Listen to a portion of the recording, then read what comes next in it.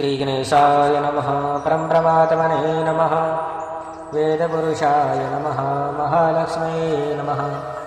महासरस्वत्यै नमः। श्रीगुरुचरणकमलेभ्यो नमः। वक्रतुण्डमहाकाय सूर्यकोटिसम्भव निर्विघ्नं कुरु मे देव सर्वकार्येषु सर्वदा। सर्वमङ्गलमाङ्गल्ये शिवे सर्वार्थसाधिके शरणे त्र्यम्बिके गौरी नारायणे नमोऽस्तुते। सच्चिदानन्दरूपाय विश्वोपत्यादिहेतवे तापत्रविनाशाय श्रीकृष्णाय वयं नमः। वन्दे देवी उमापतिं सुरगुरुं वन्दे जगत्कारणं वन्दे वनगभूषणं मृगधरं वन्दे वसूनापतिं वन्दे सूर्यसकाशमहिनयनं वन्दे मुकुन्दां प्रियां वन्दे भक्तजनाश्रयं च वरदं वन्दे शिवः शङ्कर। बोलिए शंकर भगवान की जय। नारद मुनि का हिमाचल के समीप गमन।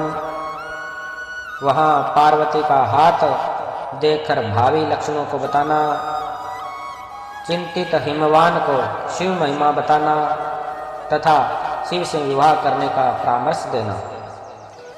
ब्रह्मा जी बोले, हे नारद, एक समय की बात है, आप शिवजी से प्रेरित होकर प्रसन्नता पूर्वक हिमालय के घर गए। आप शिव तत्व के ज्ञाता और शिवजी की लीला के जानकारों में श्रेष्ठ हैं। हे मुने, गिरिराज हिमालय ने आपको देखकर प्रणाम करके आपकी पूजा की और अपनी पुत्री को बुलाकर उनसे आपके चरणों में प्रणाम करवाया। हे मुनीश्वर, तत्पश्चात स्वयं नमस्कार करके हिमाचल अपने सौभाग्य की सराहना करके मस्तक झुकाकर हाथ जोड़कर आपसे कहने लगे। हिमालय बोले, हे मुने, हे प्रभु, आप सर्वज्ञ हैं, दयामय हैं और दूसरों के उपकार में लगे रहने वाले हैं। गुण दोष को प्रकट करने वाले आप मेरी पुत्री के जन्म फल का वर्णन कीजिए। मेरी सौभाग्यवती पुत्री किसकी पत्नी होगी? ब्रह्मा जी बोले, हे मुनिश्रेष्ठ, गिरिराज हिमालय के ऐसा कहने पर कालिका के हाथ और विशेष रूप से उनके संपूर्ण अंगों को देखकर कौतुकी, बोलने में चतुर, ज्ञानी और सभी वृत्तांतों को जानने वाले आप नारद प्रसन्नचित होकर पर्वतराज से कहने लगे। नारद बोले, हे शैलराज, आपकी यह पुत्री चंद्रमा की आदि कला के समान बढ़ रही है। यह समस्त शुभ लक्षणों से संपन्न है। यह अपने पति के लिए अत्यंत सुखदायिनी, माता पिता की कीर्ति को बढ़ाने वाली, समस्त नारियों में परम साध्वी और सब जनों को सदा महान आनंद देने वाली होगी। हे गिरे, आपकी पुत्री के हाथ में उत्तम लक्षण विद्यमान है। केवल एक रेखा विलक्षण है, उसका फल यथार्थ रूप से सुनिए। इसे ऐसा पति प्राप्त होगा जो योगी, नगन, निर्गुण, निष्काम, माता पिता से रहित, मानवहीन और अमंगल वेश वाला होगा। ब्रह्मा जी बोले, हे नारद, आपकी इस बात को सुनकर और सत्य मानकर वे मैना तथा हिमालय दोनों पति पत्नी बहुत तो दुखी हुए। परंतु हे मुनि, जगदम्बा शिवा आपके उस प्रकार के वचनों को सुनकर और इन लक्षणों से युक्त उन शिव को मानकर मन ही मन अत्यंत हर्षित हुई। नारद की बात कभी झूठ नहीं हो सकती, यह सोचकर वे शिव के युगल चरणों में संपूर्ण हृदय से अत्यंत स्नेह करने लगी। हे नारद, उस समय मन ही मन दुखी हो हिमवान ने आपसे कहा, उस रेखा का फल सुनकर मुझे बड़ा दुख हुआ है, मैं क्या उपाय करूं?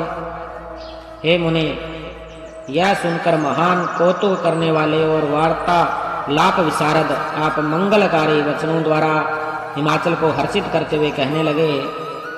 नारद बोले, हे गिरिराज, आप स्नेह पूर्वक सुनिए। मेरी बात सच्ची है, वह झूठ नहीं होगी।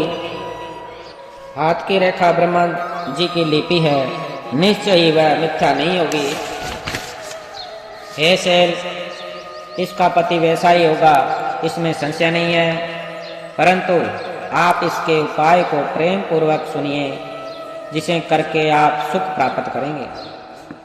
उस प्रकार के वर तो लीला रूपधारी प्रभु शिव ही है।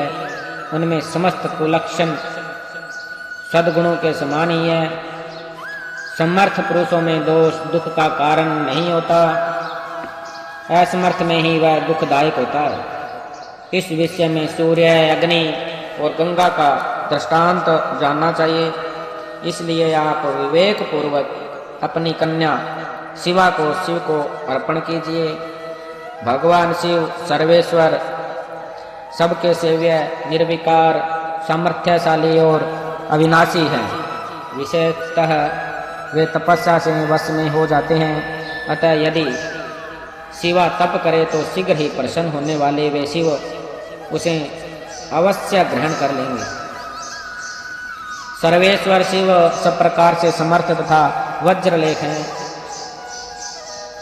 वज्रलेख का भी विनाश करने वाले हैं। ब्रह्मा जी उनके अधीन हैं तथा वे सबको सुख देने वाले हैं।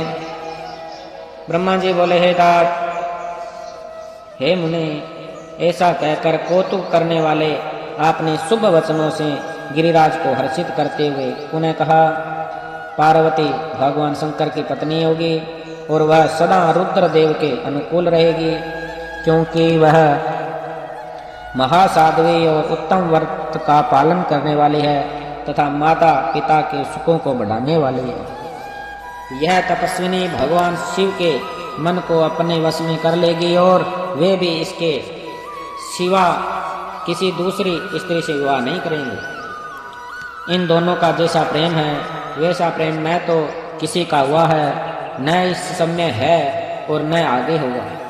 हे गिरिश्रेष्ठ, इन्हें देवताओं के कार्य करने हैं। उनके जो जो कार्य नष्ट प्राय हो गए हैं उन सब का इनके द्वारा पुनः उद्धार होगा। हे गिरे, आपकी इस कन्या से भगवान हर अर्धनारीश्वर होंगे। इन दोनों का पुनः हर्षपूर्वक मिलन होगा। आपकी यह पुत्री तपस्या के प्रभाव से सर्वेश्वर महेश्वर को संतुष्ट करके उनके शरीर के आधे भाग को अपने अधिकार में कर लेगी।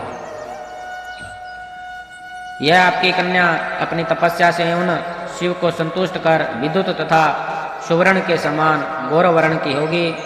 इसलिए यह कन्या गौरी नाम से विख्यात होगी और ब्रह्मा, विष्णु तथा समस्त देवगण इनका पूजन करेंगे।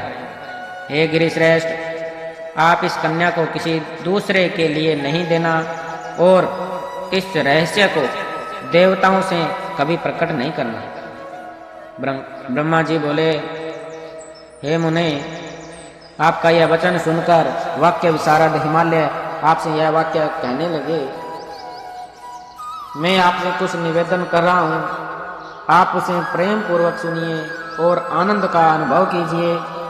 सुना जाता है कि वे महादेव जी आसक्तियों का त्याग करके अपने मन को स्वयं में रखते हुए नित्य तपस्या करते हैं और देवताओं की भी दृष्टियों में नहीं आते।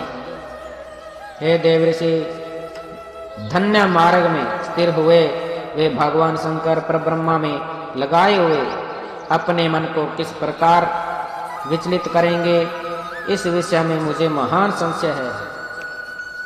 दीपक के लोक के समान प्रकाशमान अविनाशी, प्रकृति से परे, निर्विकार, निर्गुण, सगुण, निर्विशेष और निरय जो परम ब्रह्म है, वही उनका अपना सदाशिव नामक स्वरूप है। अतः वे उसी का सर्वत्र साक्षात्कार करते हैं, किसी ब्रह्म वस्तु पर दृष्टिपात नहीं करते। हे मुने, यहाँ आए हुए किन्नरों के मुख से उनके विषय में नित्य ऐसा सुना जाता है। क्या यह बात मिथ्या है? विशेषतः यह बात भी सुनने में आती है कि उन भगवान हर ने पूर्व समय में सती के समक्ष प्रतिज्ञा की थी, उसे मैं कहता हूँ, आप सुने। उन्होंने कहा था, हे दाक्षायणी, हे सती, हे प्रिय, मैं तुम्हारे अतिरिक्त दूसरी स्त्री का न तो वरण करूँगा और न है तो उसे पत्नी रूप में ग्रहण करूँगा, यह मैं तुमसे सत्य कहता हूँ। इस प्रकार सती के साथ उन्होंने पहले ही प्रतिज्ञा कर ली है। अब सती के मर जाने पर वे स्वयं दूसरी स्त्री को कैसे ग्रहण करेंगे। ब्रह्मा जी बोले, हे देव ऋषि, यह कहकर उन गिरि ने आपके सामने मौन धारण कर लिया। तब इसे सुनकर आप तत्वपूर्वक यह बात कहने लगे। नारद जी बोले, हे गिरिराज, हे महामते, आपको चिंता नहीं करनी चाहिए। आपकी यह कन्या काली पूर्व समय में दक्ष की पुत्री थी। उस समय उसका नाम सती था, जो सदा मंगल प्रदान करने वाला है। वह सती दक्ष कन्या होकर रुद्र की प्रिया बनी थी। उस सती ने अपने पिता के यज्ञ में अनादर पाकर तथा भगवान शंकर का भी अपमान हुआ देखकर कोप करके अपने शरीर को त्याग दिया था। वे ही अंबिका शिवा आपके घर में उत्पन्न हुई। यह पार्वती भगवान शंकर की पत्नी होगी, इसमें संदेह नहीं है। ब्रह्मा जी ने कहा, हे मुने, उस समय आपने पार्वती का यह सब प्रतिवर्धक पूर्व जन्म तथा चरित्र विस्तार पूर्वक गिरिराज से कहा। मुनि के मुख से काली के संपूर्ण पूर्व वृत्तांत को सुनकर पुत्र स्त्री सहित वे गिरि संदेह रहित हो गए। तत्पश्चात काली ने नारद के मुख से उस कथा को सुनकर लज्जा से मुख नीचे कर लिया और उनके मुख पर मुस्कान छा गई। उसके चरित्र को सुनकर हाथ में उसका स्पर्श करके और बार बार उसका मस्तक सूंघकर हिमालय ने उसे अपने आसन के पास बैठाया। तब हे मुने, आप वहाँ बैठी हुई उस काली को देखकर पुत्रों सहित गिरिराज मैना को प्रसन्न करते हुए कहने लगे, हे शैलराज, इस पार्वती के बैठने के लिए यह सिंहासन क्या है। इसका आसन तो सदा शंभु का उरु देश होगा।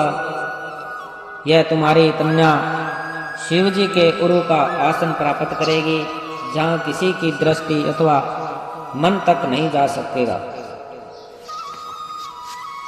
ब्रह्मा जी बोले, हे नारद, इस प्रकार आप गिरिराज से उदार वचन कहकर वहाँ से स्वर्ग चले गए और वे गिरिराज भी चित्त में प्रसन्न होकर संपूर्ण समृद्धियों से युक्त अपने घर चले गए। बोलिए शंकर भगवान की जय।